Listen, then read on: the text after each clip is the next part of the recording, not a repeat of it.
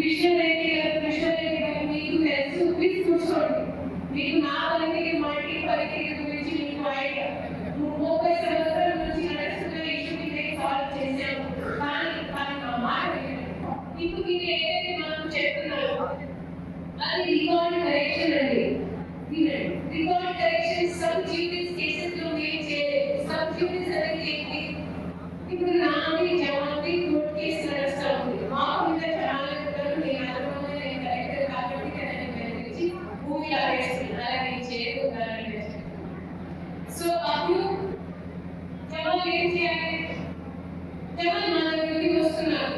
మా records order చేయాలి. కానీ కోర్టు కేసు నడుస్తూ ఉంది. కృష్ణ గారు ఇంకో నడుస్తుంది. ఇది ఏం లేదు. ఉన్నది ఎవరి దగ్గర వస్తే కేసు వేయండి.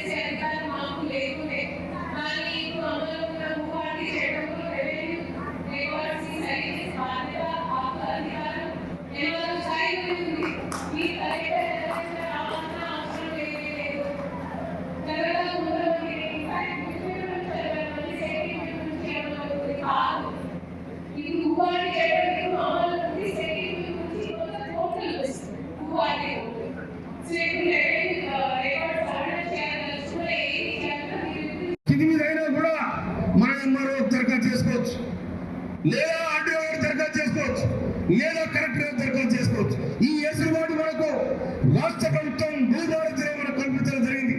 అందుకోసమనే ధరణిలో ఉన్న మంచి కూడా తీసుకొని స్వీకరించడం జరుగుతూ ఉంది. అందుకోసమనే మన రైతాంగం కానీ ఇవాళ దరిద్రమైన ధరణి వచ్చి అన్నదమ్ముల కొట్లాడబెట్టింది, భార్య భర్తలు కొట్లాడబెట్టింది, తండ్రి కొడుకు కొట్లాడబెట్టింది, రకరకాల ఇబ్బందులు పడి ఆ చట్టంతో ఏగిపోయిన జనం ఇవాళ భూభారతి వచ్చిన తర్వాత మా భూమి మనకు వస్తాయి, మా పట్టా మనకు వస్తుంది, మా సిక్కులు కూడా ఉంటాయి, అన్నదమ్ములుగా మేము పంచుకుంటాం, తండ్రి కొడుకులుగా మేము వాడు వాడిస్తాం, మా నా బిడ్డకుంటే నా బిడ్డకి ఇస్తాం అనే దాని మీద ఒక స్పష్టమైన రాజకీయ వేదికగా రెవెన్యూ చట్టాన్ని తీసుకొచ్చిన ఘనత మన రేవంత్ రెడ్డి ప్రభుత్వాన్ని. మన ముఖ్యమంత్రి గారు రేవంత్ రెడ్డి గారు వారు కర్ణాటకలో అమలవుతున్న భూ చట్టం ఏ విధంగా ఉందో ఆ విధంగా ఇక్కడ ఉన్న రెవెన్యూ నిపుణులందరూ కూడా కూడగొట్టి గౌరవులు ఈసారి ఈ ప్రభుత్వం రాగానే ఈ సమస్యని వీలైనంత వరకు ఆ సమస్యలను పరిష్కారం అదే ఊళ్ళో చేయాలన్న ఉద్దేశంతో ఈ భూభారత చట్టంలో ముఖ్యాంశం ఏంటంటే మీరు హైదరాబాద్ నల్గొండలో మేడం చేయాల్సిన అవసరం లేదు. ఇదే జాగ్రత్తగా అవసరం. మీకు సమస్య పరిష్కారం చేసే డిజైన్ లేకపోతే చేసే కాదు. ధరణి నుంచి మనం భూభారత తెచ్చితే సమస్యను పరిష్కారం చేయాలి. కాబట్టి మీరు కూడా వీలైనంత మంది అధికారులు కలిసి ఈ భూభారతలో మీకున్నటువంటి సమస్యలు కొంతమందికి సాధారణమైన ప్రాబ్లమ్స్ ఉంటాయి, కొంతమందికి ధరణి వచ్చిన తర్వాత భూమి కానీ ఆన్లైన్ పోయి పాస్బుక్ రాలేదు, ఇట్లాంటి సమస్యలు ఉన్నాయి.